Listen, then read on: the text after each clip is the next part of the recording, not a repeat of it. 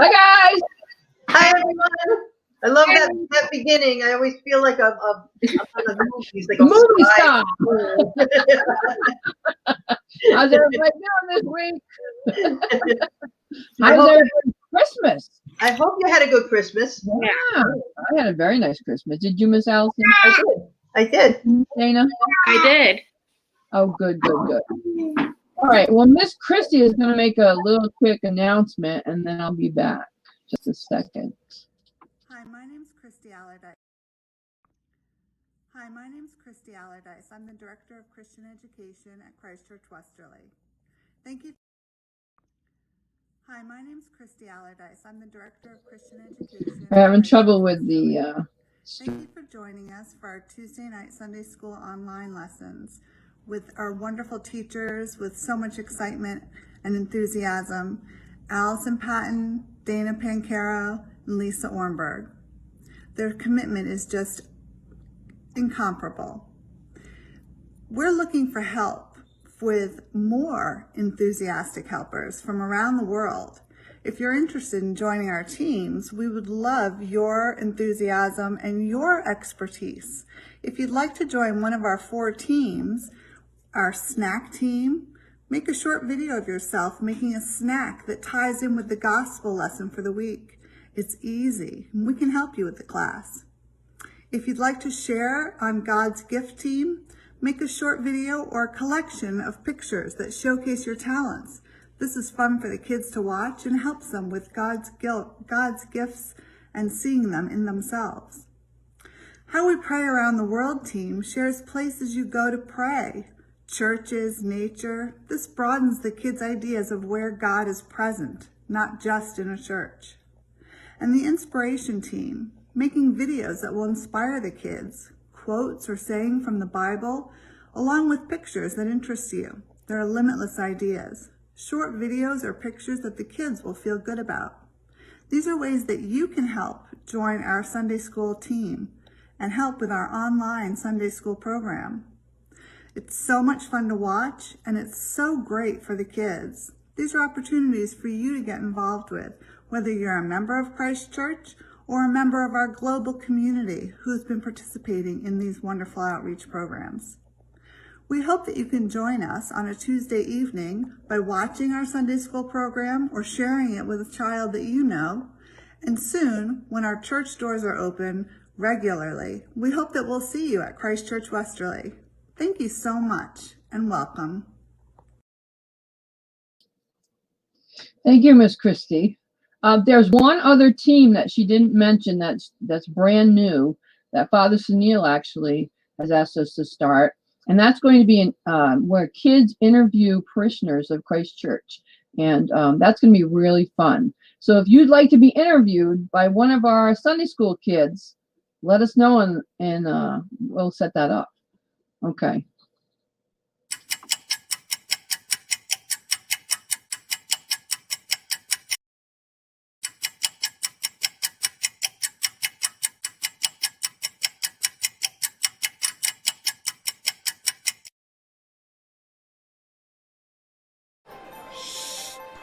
Our story begins with Mary. She was married to Joseph. Mary was expecting a baby, and they had to make a very long journey to a place called Bethlehem. When they got to Bethlehem, they needed somewhere to stay, but everywhere was full. But one kind innkeeper gave them a stable where they could spend the night. And it was there in that stable that Mary's baby was born, and she called him Jesus. Out in the fields were some shepherds, looking after their sheep during the dark, cold night. An angel appeared to them and told them that Jesus had been born, the Prince of Peace, who was going to bring love and goodness to the world. Go to him, they said. So the shepherds went. And after they'd seen Jesus, they said, "Praise to God, peace to everyone." Further away, there were 3 wise men on a long journey, and they looked up and they also saw a star. So they came to the stable too. And when they saw Jesus, they fell to their knees in adoration. They gave him gifts, because their hearts were so filled with love. And so it was, and so it is, the story of Christmas.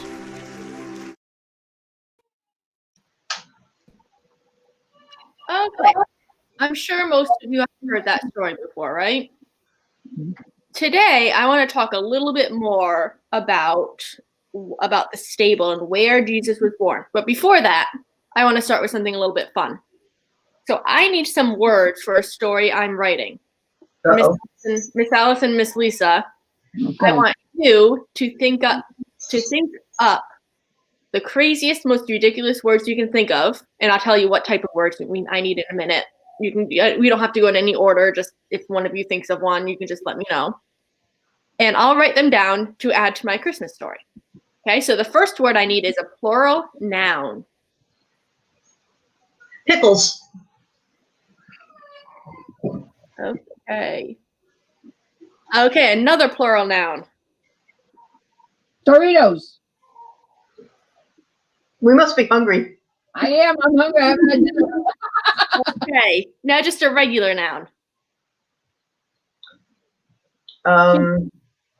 You got one? Sheep. Say that again? Sheep. I can't. Sheep. Sheep. Okay. Bye. Okay. An adjective. Two adjectives. Two adjectives. Okay. Bouncy. Okay, one more. Slimy. Mm.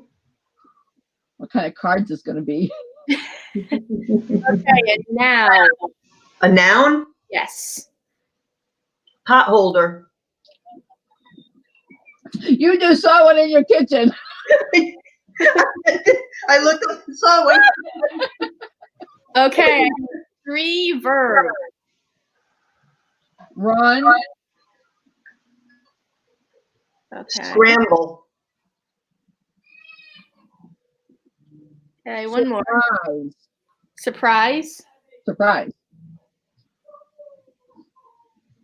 Okay, an adjective.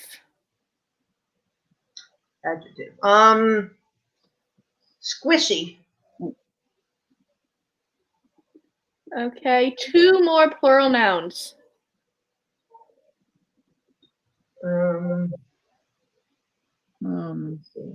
Fingers. Oh. Okay, one more. Earlobes. Earlobes. Okay, an adjective. Smelly. Smelly. And one more plural noun. Belly buttons. Okay, so let me read you my story. So I just added your words into the story, and now I'll read it out loud and we'll see how it turned out. In my family, we have some really fun Christmas traditions. Every year, we put pickles on our heads and Doritos on our feet because it's cold, and head into the woods to chop down a Christmas sheep. We always look for a bouncy, slimy one. When we find it, Dad takes a pot holder and cuts it down. Then we put it on top of our van and run all the way home. On Christmas Day, we scramble and surprise. We eat squishy fingers, Ew. earlobes all over the fire. My parents always give us smelly belly buttons as a present.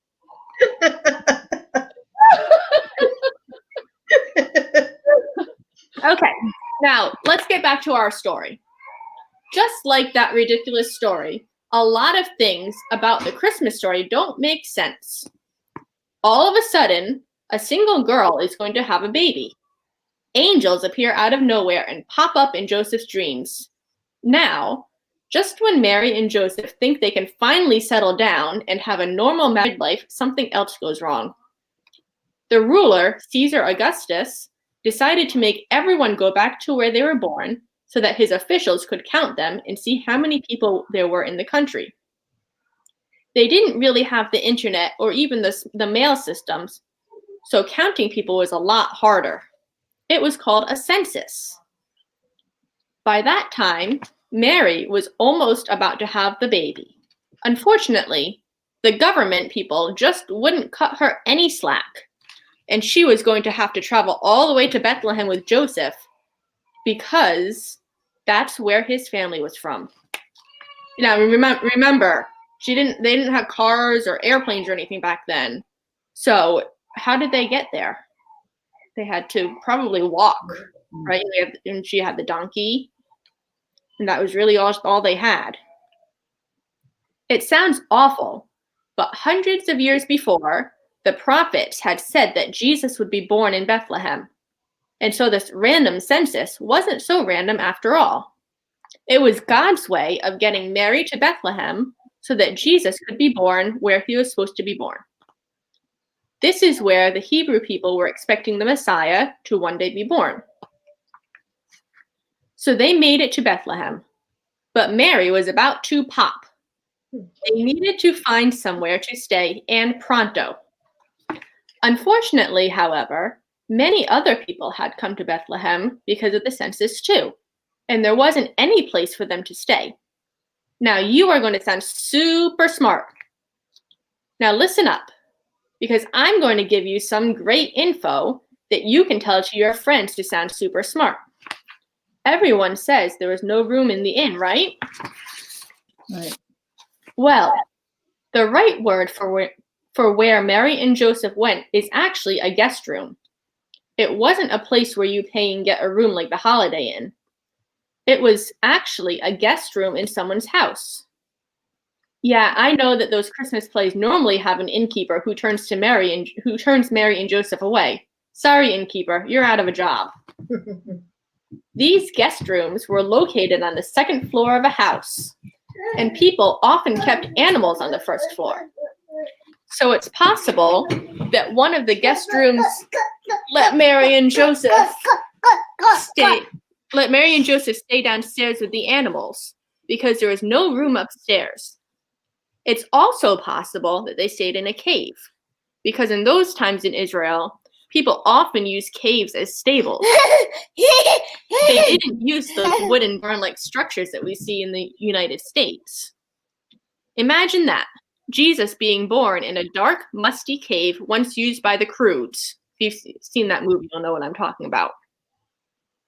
Okay, maybe not. But the point is that the Bible doesn't exactly say where he was born. But we know that he was definitely placed in a manger, which is a feeding trough for animals. Not exactly the cleanest place. Anyone here enjoy the smell of farm animals? No. I didn't think so. I know. It seems like everything had gone terribly wrong. So why would God let Jesus be born in a stinky place like that? The answer is in the reason why Jesus came. When he was an adult, Jesus told everyone why he had come. The Son of Man did not come to be served, but to serve, and to give his life as a ransom for many. So the fact that he was born in such a lowly, humble place is no mistake. It was so that we would know that he came to help us and not to be waited on upon hand and foot like a king. But now you may be thinking, but isn't Jesus king? Yes, he is king of the entire universe, but he wants to be king of your heart. The only way to do that was to come to earth to die and pay the price for our sins so that we can be with him in heaven someday. He came as a gift for me and for you. That's a better gift than anything that could be under your Christmas tree. If you haven't chosen to accept that gift yet, there's no better time than today, during the Christmas season. And you can share the gift with others, the gift of Jesus by others, by telling them all about Jesus' birth and what Christmas is all about. Okay, so I think we have craft. Yes, we do.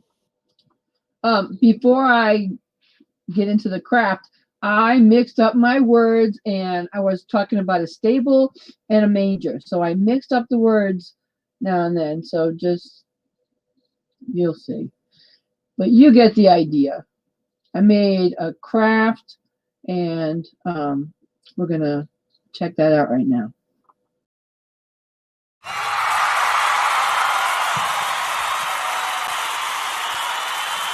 Snack.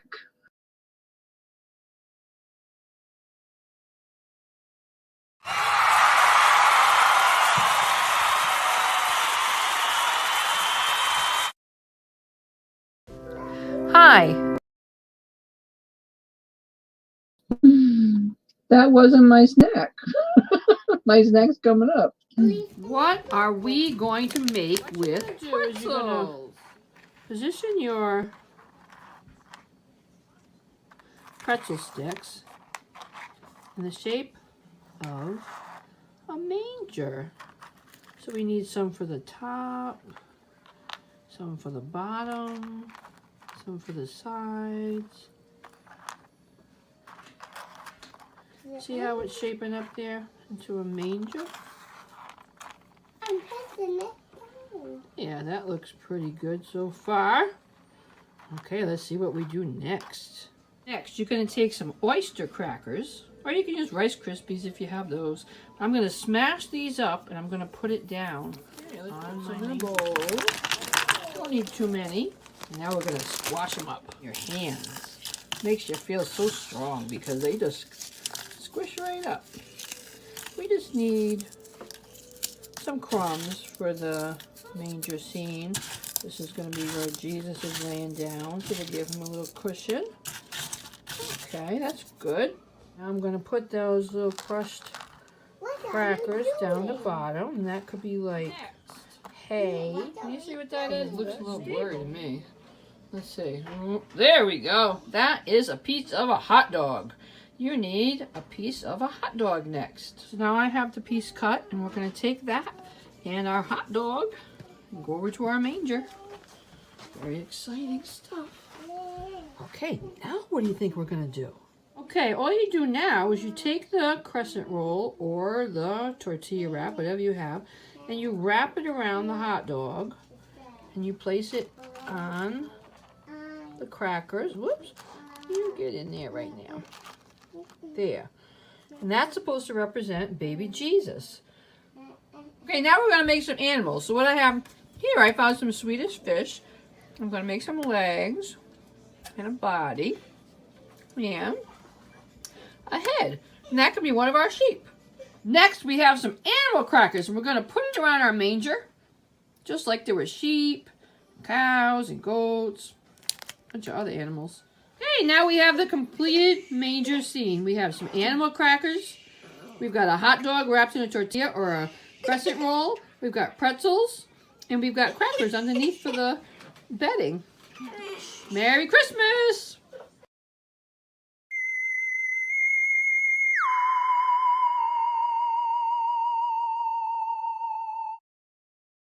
Okay, so you're going to get a piece of paper and fold here on the fold, and then you're going to cut it and down. Okay, so you're going to get a piece of paper and fold here on the fold, and then you're going to cut it and down. And then you're going to cut and make a frame by cutting. See what I did here? I cut here all the way over, up, and up to the top. And then you discard this middle piece here. And when you unfold, what you have is our... Okay, what I've done is I've taken a white piece of paper. You can use any color you want. But I've taken a white piece and I've taped it down so I have a background. Now I'm going to tape my brown manger outline onto my white paper. Okay, what you're going to do now is you're going to cut out some shapes. We have two shapes that look like Christmas trees. Then we have two circles. We have a star. We have a tiny triangle. We have a rectangle. And we have an oval. So go ahead and cut those out and I'll show you what we're going to do with them. Okay, what you're going to do first is you're going to take the small triangle and then the rectangle and then the oval, and this is going to make baby Jesus. Next you're going to take the two Christmas tree shapes, and which are going to be Mary and Joseph, and go ahead and put their heads on. Whoops. Come on over there, Mary. And Joseph. Joseph's probably a little taller. Yeah. So we have the stable, we have the manger, we have baby Jesus, we have Mary and Joseph, and the star. Let's put the star right on top of the stable there. Isn't that cool? Okay, next we're going to have a segment focusing on gifts from God. So we ask people to share their talents, their gifts from God. So today we have a friend of ours, Miss Kim. Just a second.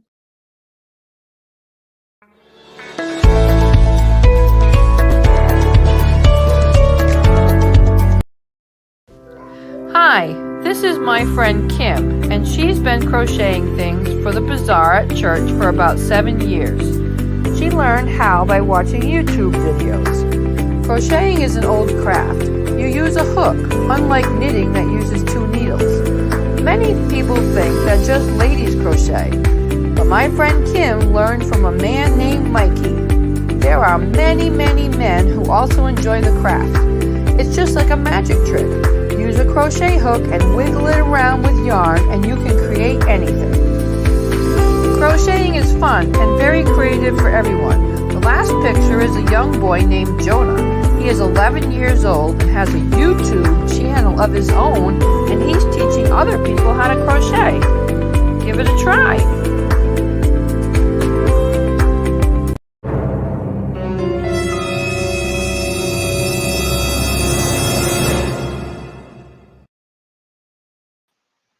Hi, we are going to do our super duper science experiment.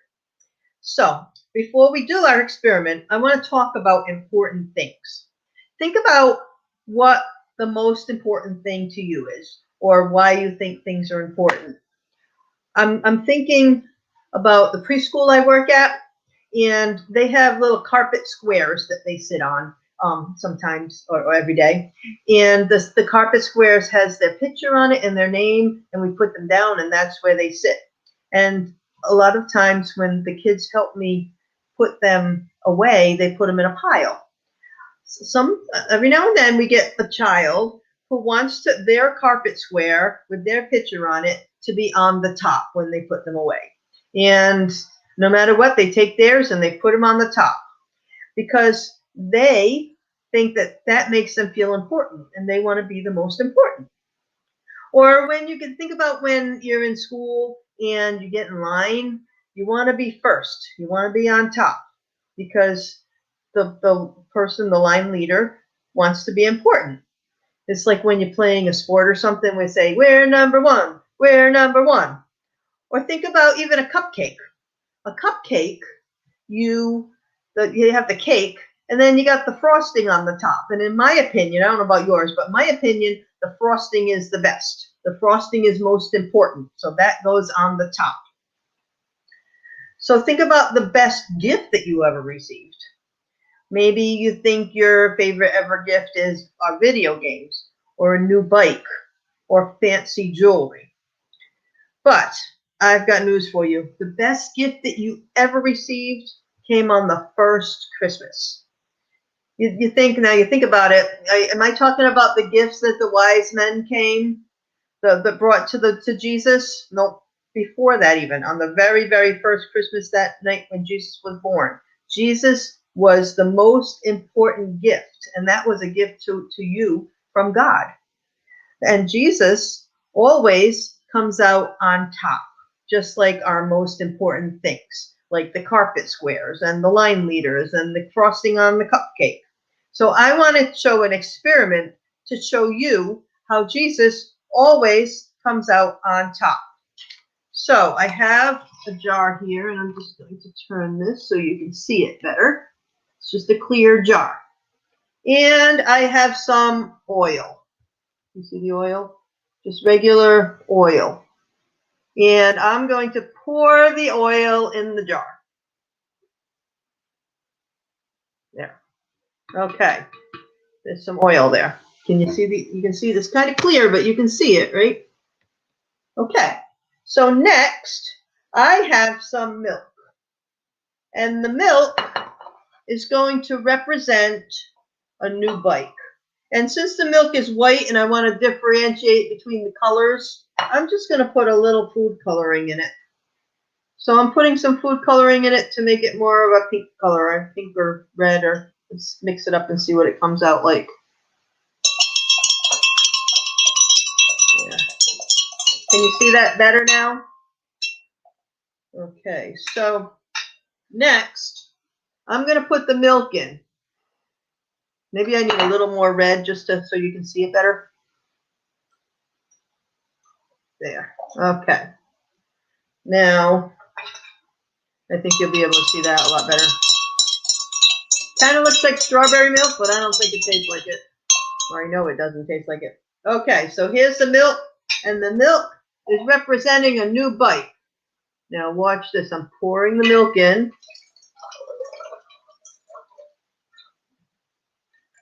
Now, can you see that? Look at that. Jesus, I don't know if you can see that very well, but Jesus is on top still. He stayed on top even though we put him on separate. Now the next thing I want to put in is some dish soap. My dish soap is already blue. And my dish soap is representing video games. You think that some people might think that video games are more important than that, but nope, watch this. Look at that. Jesus is still on top. And you watch, we get the layers separating there. See that? Okay, so the next thing I want to put in is some honey. Now, what do you think? Honey's really sweet. You think that's more fancy? I'm going to make my honey green just because I want to be able to see it's kind of the same color as the dish soap. I'm going to mix the green in with the honey